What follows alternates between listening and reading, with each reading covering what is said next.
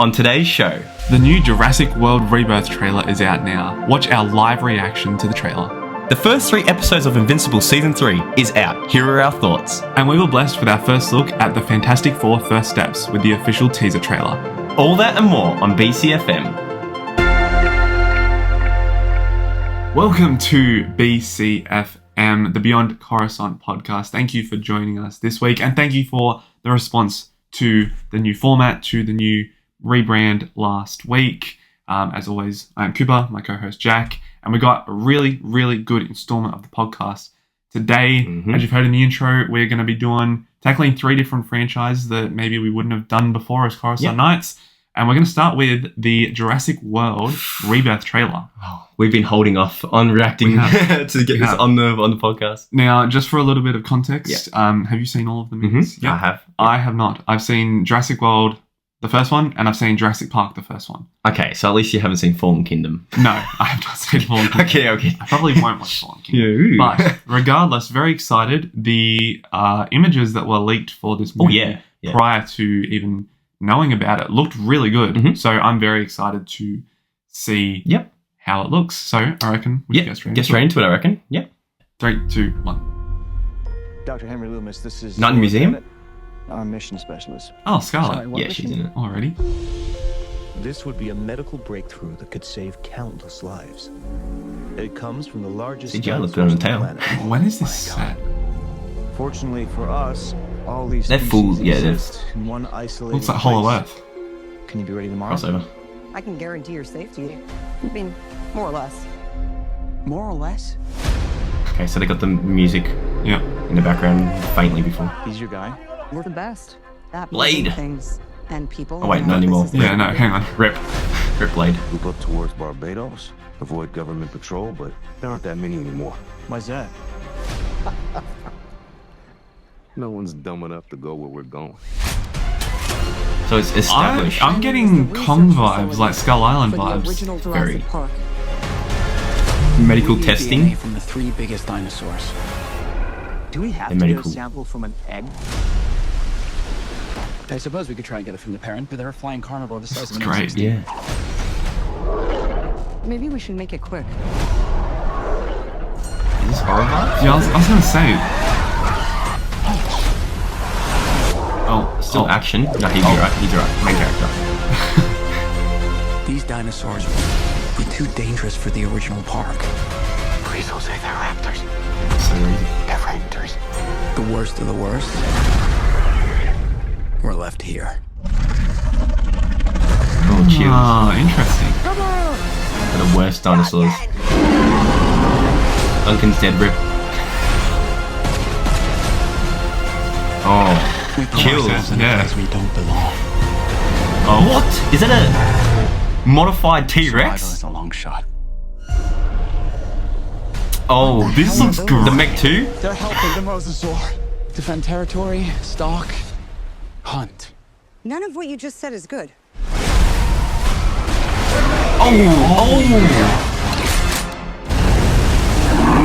Wow, this is epic.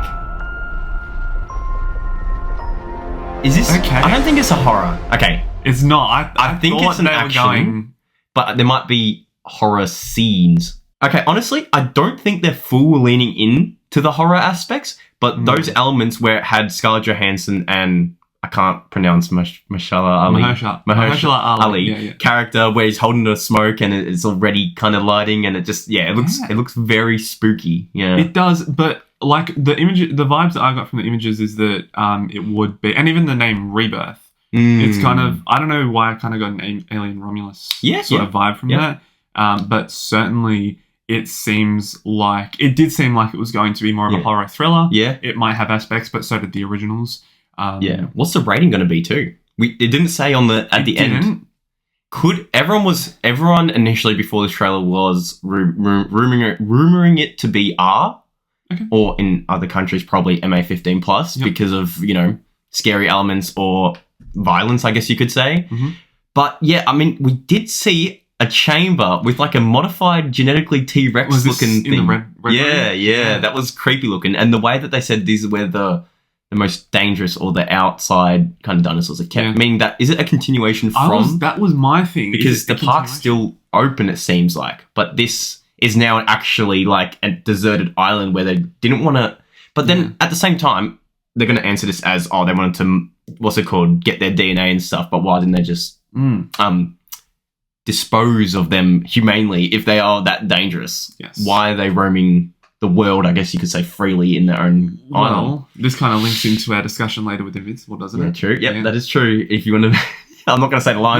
No. But yes, no, I completely agree. It looks very good. As someone who has probably not seen enough of Jurassic World or Jurassic Park, I think it definitely gave me vibes of Skull Island. I said that in the Skull reaction. Island, for sure. Yeah. Certainly a lot of like what the Monsterverse kind of explain. We'll dive into the Monsterverse throughout our time 100%. on this channel because we certainly love it. But I think it looks great. It looks very vibrant, very colourful.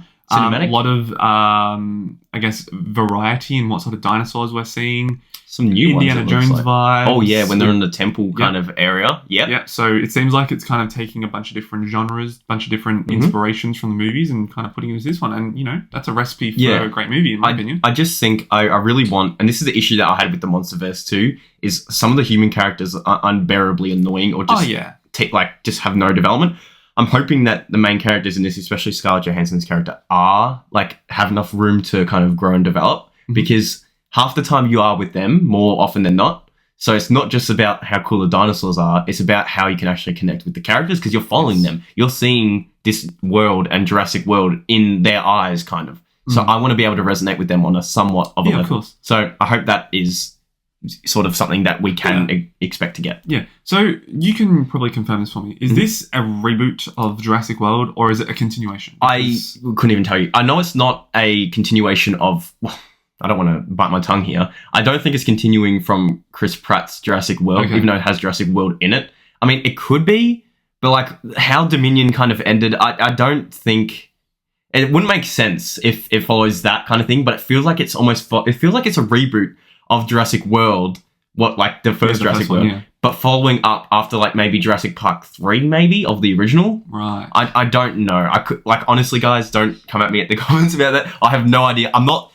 I've watched all the movies, but I'm not that much searching up what time period this is kind of set in or if it's a reboot. But the name Rebirth does kind of paint that reboot kind of feeling. It's quite literally almost a synonym for that. Yeah, it is quite literally. Yeah, so but it also has a word Jurassic World, which was obviously what Chris Pratt's trilogy was. Yet I wasn't a big fan of the later two of his trilogy. The first one was okay, but yeah, I would probably prefer if it skipped over Jurassic World trilogy, but continued on from maybe even Jurassic Park 2 or 3. Okay. That'd be nice. All right. Well, I probably need to catch up on my Jurassic films. Jurassic Adventure. Yeah. Hey, Universal, you listening? We got an idea. So look, it said this summer, that's American, so June, July for us. Which is similar time as something we'll be talking about later. Busy few months. Yep. Gee, 2025 is a good year pretty packed for movies. Yeah. Well, we'll be going all of them. But yeah, so those are our thoughts on Jurassic World Rebirth.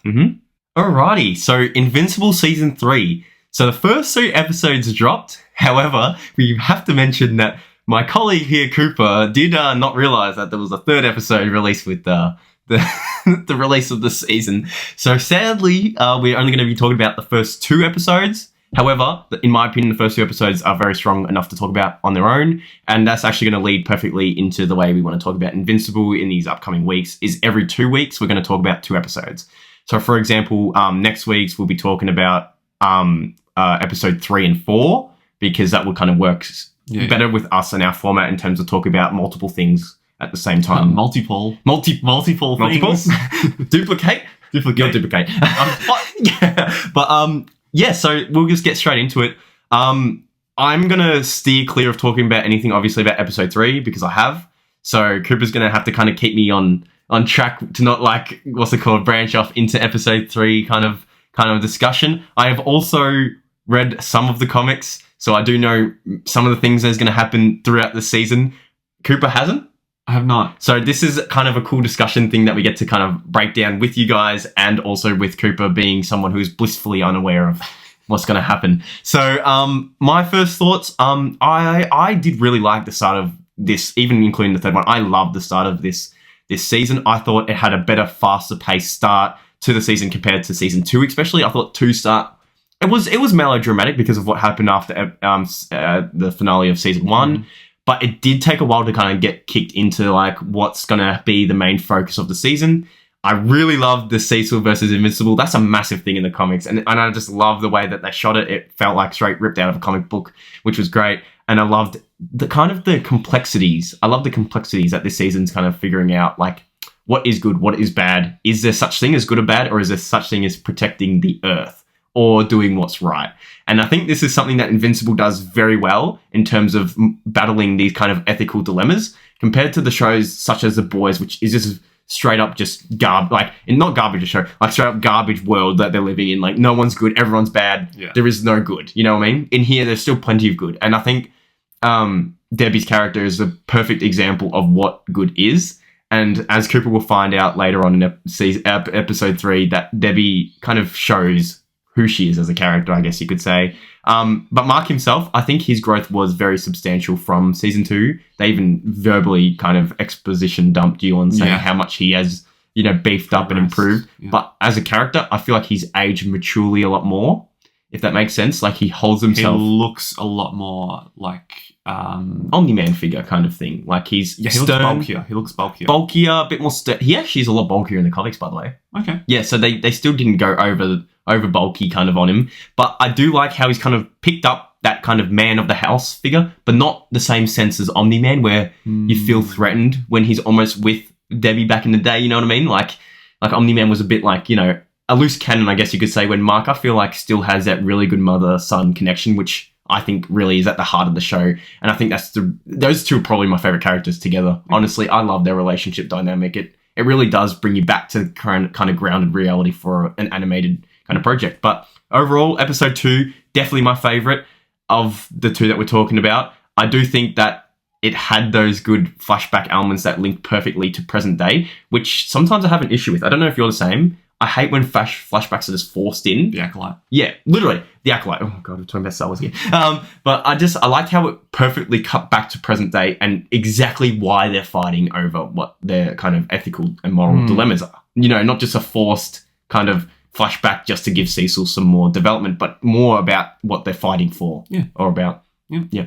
I'll segue into that perfectly because what we were talking about during the trailer as well, that idea of the need to control a uncontrollable force. Yeah. So it's like the dinosaurs, why don't they just kill them? Well, humanely. Yeah, humanely. Well, it's like you can that's not a thing. That's how can you kill something that powerful and then you take countermeasures? But back to Cecil. I think the line, obviously it was repeated multiple times throughout the first 2 episodes, and I know it's probably a bit cliche to say this, but the idea of we can either be the good guys or we can be the guys that save the world, that's a really powerful message because Cecil's not trying to say he's bad, he's just looking at the bigger picture. What he's doing to, looking after the big picture, making the choice that is the best for the greater population. Or for the human population to survive. So I think that's quite noble. And I think Cecil really sticks out as a character for me this season. Obviously, he's got a lot more presence, I feel like. And I'll touch on kind of other characters in a minute. But yeah, Cecil definitely has probably been the standout character for me. I was a bit confused why we were getting flashbacks scattered throughout episode 2, but it did make sense by the end. I'm like, okay, all right. Yeah. This made sense to tell it in this way and to tell it now. I will say episode 1 I did not like. Really? Yeah.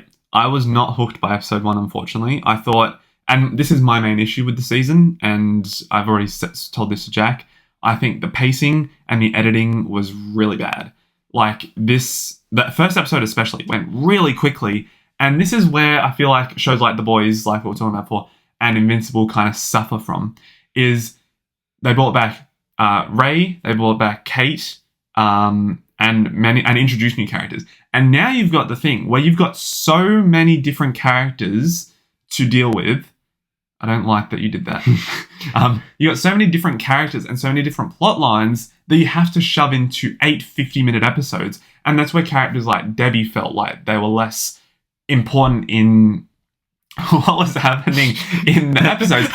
And it's like Oliver, we've not really seen a lot of Oliver because I know he's in episode 3 a bit more. Mm-hmm. I know that because It's more his episode. yeah, that's fine. But especially in the first 2, wasn't really in it. And then my biggest thing, probably my favorite character, Omniman, has been reduced to a post-credit scene.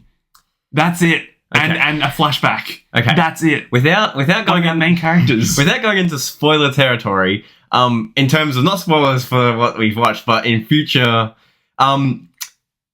this is hard to talk about. Don't because say anything. the thing is, I do understand what you're saying, but at the same time, I think you're wrong because there are so many characters in this universe. The Boys is different. There's a lot more focused on like the particular Boys kind of characters. Yeah. There's not that many that really branch off to. But for example, Oliver, for example, these characters aren't main characters of the show. Like I wouldn't want to say that they're main characters, right? It's like when we talk about Superman the other week, right? So it's like you have a lot of these characters, but at the heart of it is still like the title of the show is still Invincible, Yeah, so it's right? about Mark. So it's about Mark, really. The other characters are kind of what's their word? They're supporting characters in this thing.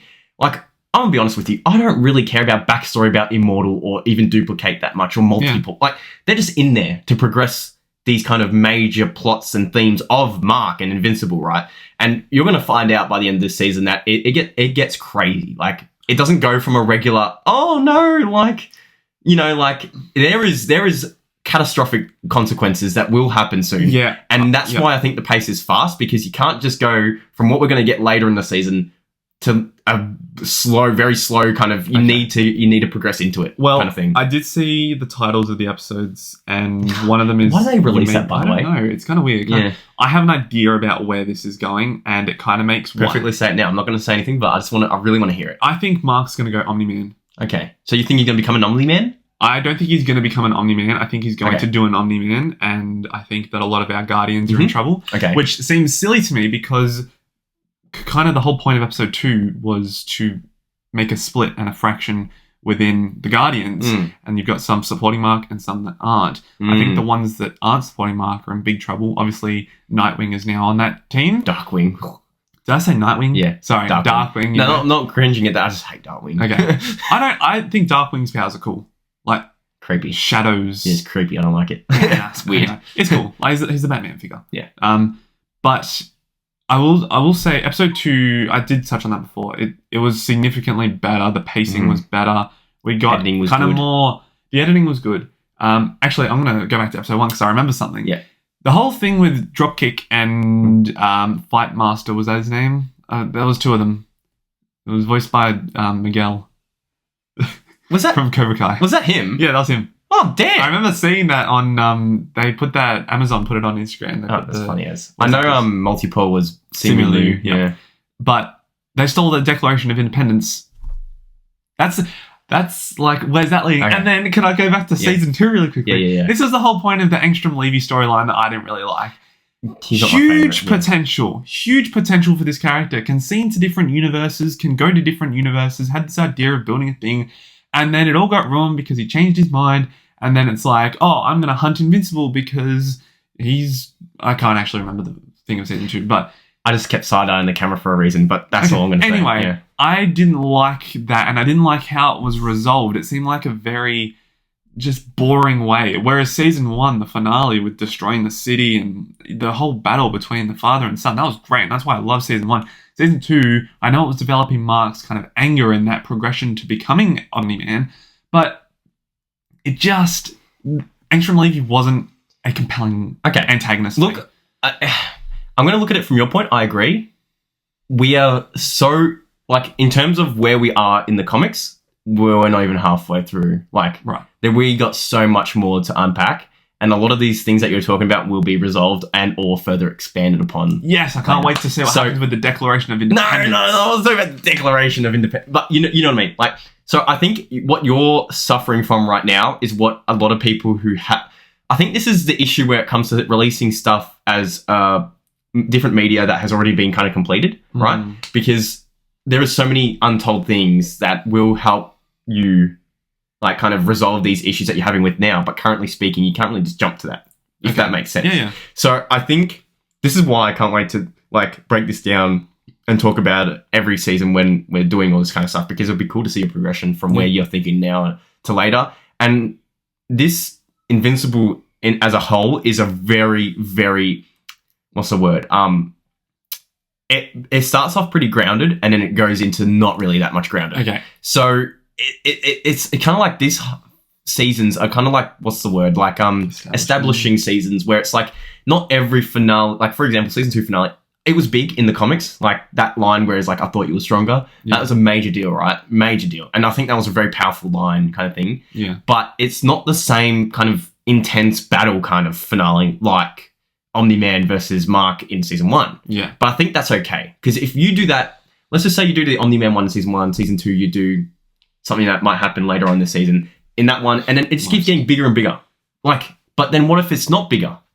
Right? Like, what if it, you know what I mean? Like, you can't just do big after big fight. Like, then it's just going to lose all its value, all its purpose, and the build-up of the Mark character himself. So the thing with what I'm just mentioning, I'm sorry to interrupt. Yeah, no. I don't think the tension was there between Angstrom and Mark because it wasn't really built up throughout the season. You just got Angstrom. It was more Angstrom being vendetta against Mark. And that makes sense. But I think, like I was saying before, it will get more involved about what happens. Yeah. And the thing is about, like, it's like, this show is hard to look at kind of holistically, because in the end, the show is not like called, it's like the show The Boys is called The Boys. You don't really, like, you follow the boys' perspective, but you actually follow, in the later seasons, it's more about Homelander and the Seven that you follow almost more, right? Yeah. But this show here is called Invincible. It is one character in a vast galaxy and a vast universe of people.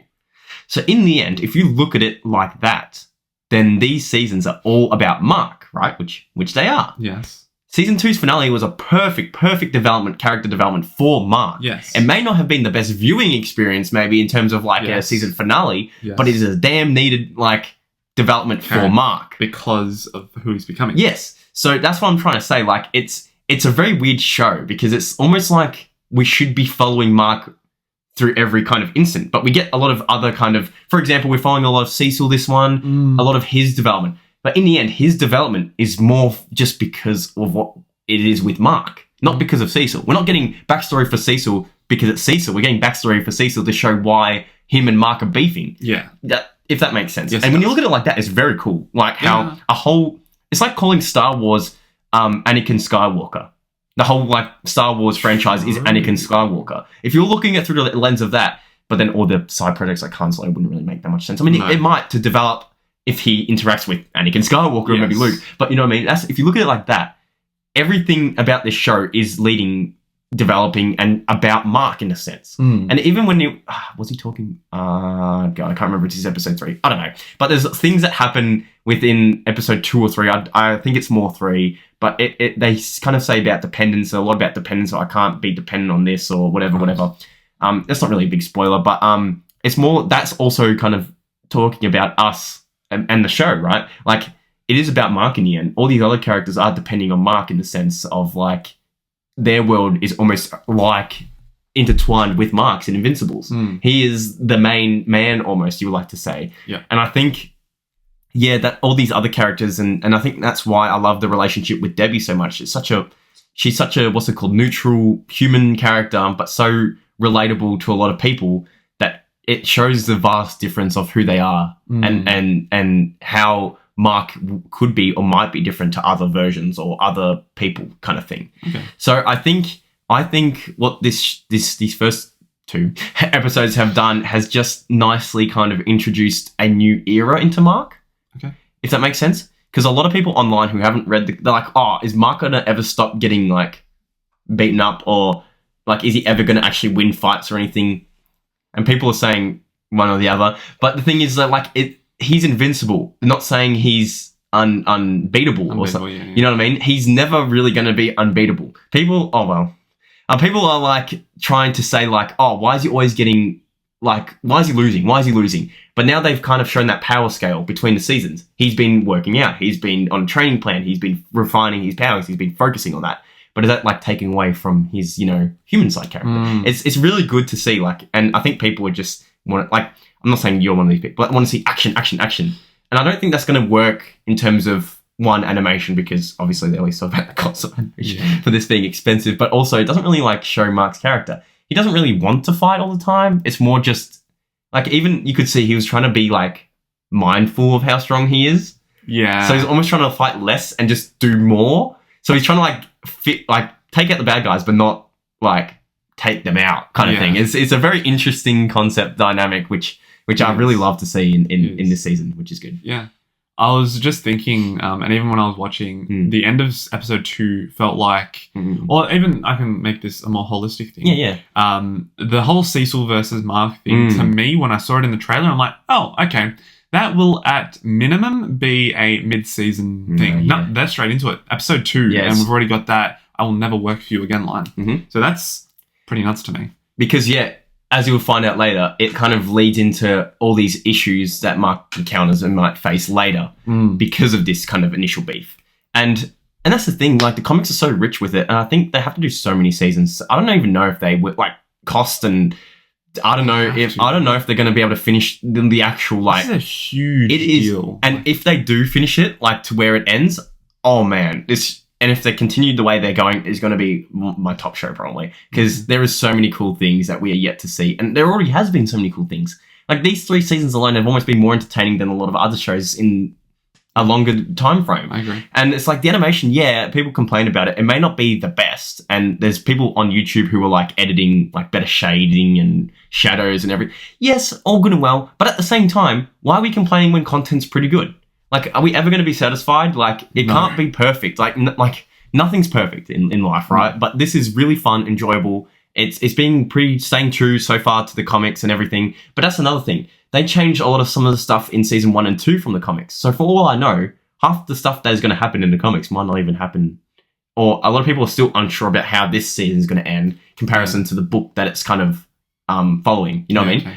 Like, it's a lot closer than it is to MCU kind of. Yes. Like, they branch away so much from their source material. Like, even the Infinity Saga was not really that closely sourced. It was just the Gauntlet and Thanos, really. That was about it, not everything else that happened. But, so I'm very hooked, I like to say. Intrigued to see what happens. Don't like how they've kind of showed a thumbnail and title of the future ones. Yes. I think people like you, why would they show that? Like, or why would they even... I know they're trying to get the clogs working, but like, you're already starting to theory and fantasize, or not fantasy, but like theorize about stuff that might not even happen. But why would they need to show that?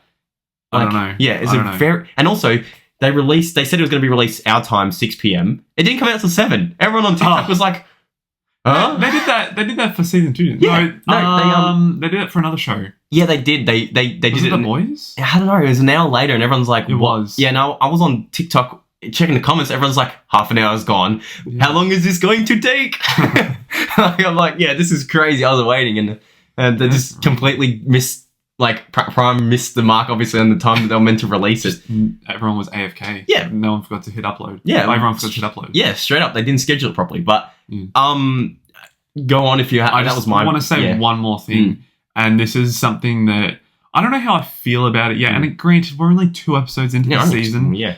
But I feel like we have seen significantly more of Invincible than Mark so far. Now, I know they're the same person. I'm differentiating Mark and his human sort of character. Yeah. Invincible more as a superhero. I think the Mark stuff that we have seen, obviously with Eve, and a little bit of Oliver training when before. A little bit. And when he was sitting at home that one time. We've got everything else has been Invincible. It's been with Guardians, it's been with Cecil. It's very interesting to see. And that's why season 2, for me, it did the balance okay. But we got so much Mark with the college stuff. With and now we're getting so much more Invincible. It's an interesting dynamic, isn't it? And season 1 was a lot more that balance again. Yes. It was like, he was barely invincible. Well, he had the name Invincible, but really, was he really But we were invincible?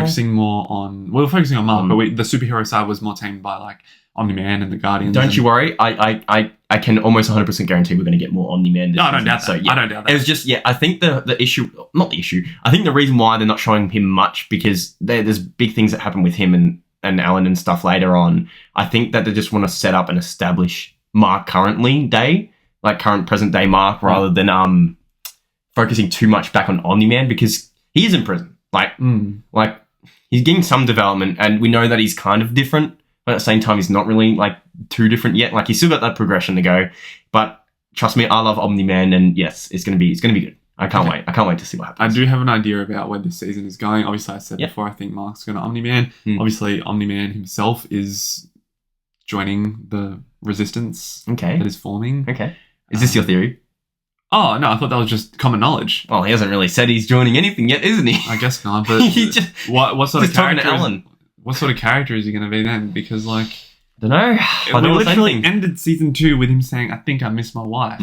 So why would he not then want to defend Earth from the Viltrum Empire? Anyway, I don't want to speculate. Speculate. This is great. This is what we're doing it for. Yeah. But yeah. Well, I mean, so would you say? I know you haven't watched the third one, so you can't really because usually, and that's what I thought you would know. The last season had 3 episodes too. So last season. I only was really there for the second half. I didn't so you didn't know about the early. But comparing first 2 episodes to season 2 first 2 episodes and season 1, where's it ranked? Maybe? Probably in the middle. Season 1 probably put it bottom. Bottom. Just because just because season 1 for me was perfect. Yeah, and I think the first 2 episodes did a really good job. And I still remember watching that first episode right at the end. I'm like, oh my god, this is insane. Yeah. Omni-Man just killed all the Guardians. Yeah. That was just nuts. I'm like, what the heck? This character that is supposed to be good has just done that. I'm like, no way, that's awesome. Yeah. Okay, fair enough. Season 2, I can't really remember. I didn't like season 2 start that much. It was, I mean, we had depressed Mark. Yeah, it was depressed Mark. We had Karma Police playing when he was like helping out a little bit, but he wasn't really. He checked the mountain where he got like destroyed on. He was just flying around helping out every now and then, but he wasn't really. He was closed off. I mean, which is good for his character once again, but I like this kind of beast Mark, like actually strong Mark for a change, you know what I mean? So, yeah. one more comment. I gotta say, I know we'll get on to Phantasm for a minute. No, sorry. Rex is such a good character. Yeah, he's so good. I love Rex. Yeah. I didn't like him in season 1. Season 2, after that death fake out, which was still insane, he said, "You shot me in the effing head." I love that. That was such a great moment. Yeah. The Lizard League fight is so Ever good. since that, I've loved By the way, Rex. I'm so scared of the Lizard League big guy. He is terrifying. Is he still alive? No, I think he died, didn't? No, I can't remember, man. Yeah, but yeah, he is scary. He is an intimidating presence. He's a big boy. And again, just to continue on, because I keep remembering things. Yeah. Just in the trailer for the season, they said that the crime boss guy, the Rockman's coming back. Yeah. I don't know how the hell he's going to fit into this season. Watch next week's episode. Oh, okay. No, watch episode 3. I'll watch episode 3. Okay, all right. I'll watch episode 3. I will get on that right as we finish this podcast. He's going to watch that right after this. But we're still going to do every 2-week format, which would be good. But, okay. Yeah. Just next time, look at the release. I will. I'm done with talking Invincible. I can't. I've had a good time so far. It's not my favorite, but excited. Still excited to see. Yes. Which is always good. And now, Fantastic Four. Yeah, another big one. We got our first look at what this movie would be a couple nights ago from when we were recording this. Now, just some BTS here. Yeah. If those who saw the trailer and the trailer reaction, thank you for checking it out. Yeah. I don't think I quite did justice as to how disappointed I was by it, because I waited for an hour on the YouTube live stream, waited for an hour. That's and then when I clocked off. and that's when Jack left. And then it was like, oh yes, it's releasing 1 minute. And then it was like, oh no, let's give another hour countdown over some stock footage and some audio clips that just kept repeating. And then when it got to the end of that, like with a minute left, the timer went off and then came back with 1 minute and 5 minutes. Oh, sorry, 1 hour and 5 minutes. I'm like, excuse me, Marvel. No, thank you. I'm not happy with that. And then they started the actual thing, which was a pre-show with, and I mean this in the nicest way possible. Whoever was hosting that, I think her name was Angelique, you got to do better at your job. You said right at the end of interviewing all 4 of them, you're like, I have so many questions. No. You were struggling to come up with questions on the spot for all of them. No. It wasn't very well controlled. The crowd was just fangirling, fanboying over Pedro. There was no real substance. Yeah, so no, I didn't love that. That went on for 15 minutes. I did record my reaction to that, and I think I said like every 10 seconds, I'm like, can we just get the trailer? Can we get yeah, hurry something? up. Can we get the trailer? Then we did get the trailer. And it was 90 seconds long. And I was They disappointed. said it was going to be a main so trailer. long. Yeah, it was just a tease, and it was. It And this is the reason why also Cooper is so angry too is because we're from Australia, and it was early morning. It was early morning. Like it was when it was meant to come out before it gave us another hour long. YouTube was 11, and I was more than happy to stay up to then. But then when it got another hour, I was like, no, my excitement's going to not be as energetic, and otherwise, all this put aside, we would have recorded it together and on Zoom together if we actually came out at the time of it. But it was just, I think the release was a bit weird. Everyone in the comment, even when I was in the last room, they're like, oh, Marvel L, Marvel L. Yeah. What is this? L release kind of thing, you know? Release. But it was very much of a tease. And it was funny because I know I got the urge to watch it. But yeah, I watched both Fantastic Four and Rise of the Silver Surfer back to back before that trailer. So then watching that teaser trailer, it almost made me like, I was still hyped, but at the same time, it's like, well, I've seen this. Yeah. Like I know the different versions, I know the different like looks and everything, but it's like, we have technically, even including the 2015 Paul one, we've seen them 3 times in live action already. Yes. And I don't want to diminish anything, and I don't want people to come at me at the comments again, but I was not as excited because I know them. And it's not like the Guardians, where back then they were such a nothing in the comics, and then they were like, what is this new team kind of thing? I want to see this Tree Man. I want to, like, I've already seen Johnny Storm 1,000 times. I've seen the Thing. I know who the Thing is. I know his character. I know Reed Richards. We've seen him even in Multiverse of Madnesses. Yeah. Like, we've seen them. Wow. Does that make sense? No, because you know what? I've been looking for a way to describe it. And that's perfectly it. It's like I'm excited, but we've seen them before. Yeah, that's what I mean. It's like, the excitement for me is just to see what story they're going to take. Yeah, because it's not an origin story. Yeah, and I guess how they tie into the grander multiverse and the MCU. But yeah, it's kind of a weird feeling. It is. It's not like a new movie. It feels like it's a continuation, just with like, it feels like the continuation of the OGs, just with alternate characters almost. And that's like an updated card. Yeah. Well, and that's another thing. No hate to the cast already. I'm going to give them a big chance. I really, really love the OG Fantastic Four casting. I thought they were almost perfect. Yep. Like, each one of them was iconic in their role, right? And I'm still not sold on Pedro being Mr. Fantastic. Same. And Vanessa Kirby, everyone's raving about it. I don't know. I don't really have I don't know. She just looks kind of dry right now. I disagree with you on that. I think Vanessa Kirby looked great as Sue. She just looks dry in what they showed of, like, the Thing. I think the Thing... controversial. I think after some pondering on it, I think he looks very good. And even when I zoomed in... You zoom in on the trailer, guys. It looks crazy detailed. And, like, and that's the thing. It meant to look a bit uncanny because it's a rock man. It's not like... And people are complaining about his height. His size. He's never been that tall. He's never been that big. He's not a Hulk. He's not a Hulk. And even when they fought in the comics, he was always smaller than the Hulk. Like, he's a little mini kind of like rock dude who just gets angry and stuff. Like, that's who he is. Johnny Storm, didn't get enough of him. Still not sold on Joseph Quinn either. That's what I'm saying. The only one I'm sold on as an actor and the person is the Thing. As Evan, yeah. And no offense, I know you and a lot of people are agreeing with Vanessa Kirby. I never really liked her in a lot of things, like, before this. And I think she's a bit of a dry kind of actress. And Invisible Woman is a big character. She's a big character, man. She's not just another, oh, yes, I'm a love interest to Mr. Fantastic. So, I don't know. But also, can we talk about how... Okay, I've triggered him.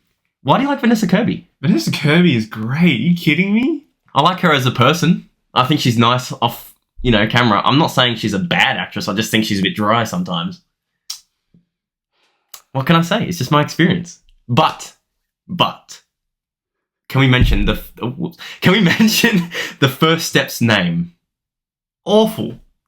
It's about Franklin, isn't it? Franklin, what's it called? Richards. 100%. Sue's having a baby.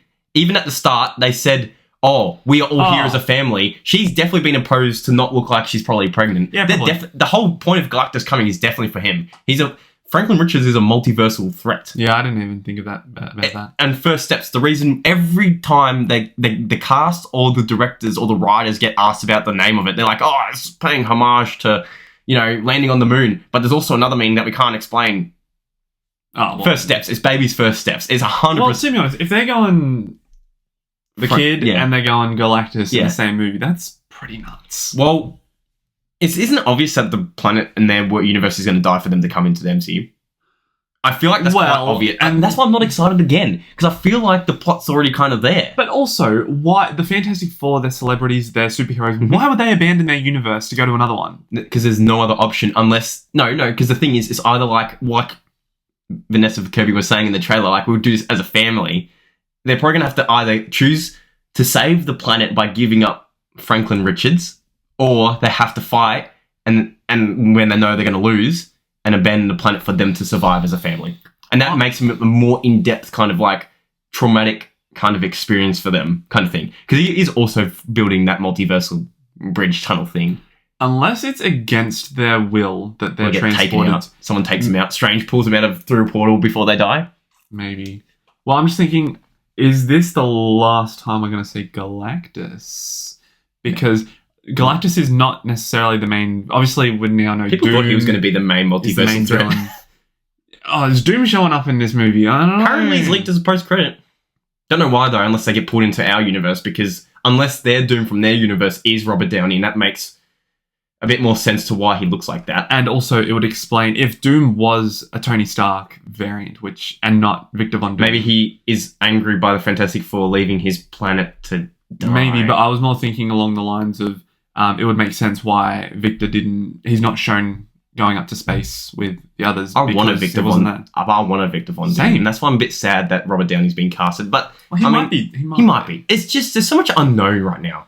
But I think at the same time, the reason why I'm not too excited about this is because of what we've said before, seen him before. But also, I feel like we know the plot. Like, I feel like that's going to be the major thing. Like, oh my gosh, like they lost kind of thing, similar to like Infinity War, but Fantastic Four.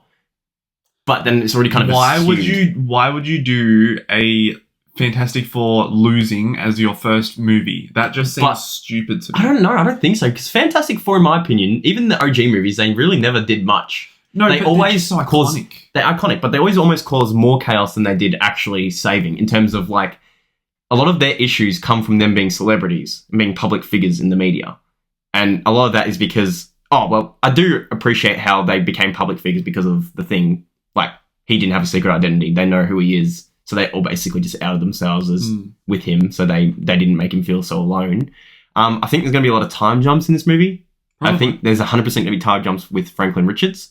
I love the Baxter building design. As I said in the initial one, I think the designs look really good. Retro-futuristic is chef's kiss, and it's also done by the WandaVision dudes. That's probably why. And that's another thing I'm a bit nervous for. I didn't like WandaVision's ending at all. I think the first half of this show was pretty good. The rest was pretty mid. So I'm hoping that they step up from what we got in that. Overall, excited. Didn't get enough, and not as hyped as I wanted to be. Yeah, I feel the same. You know what I mean? I'm not disappointed.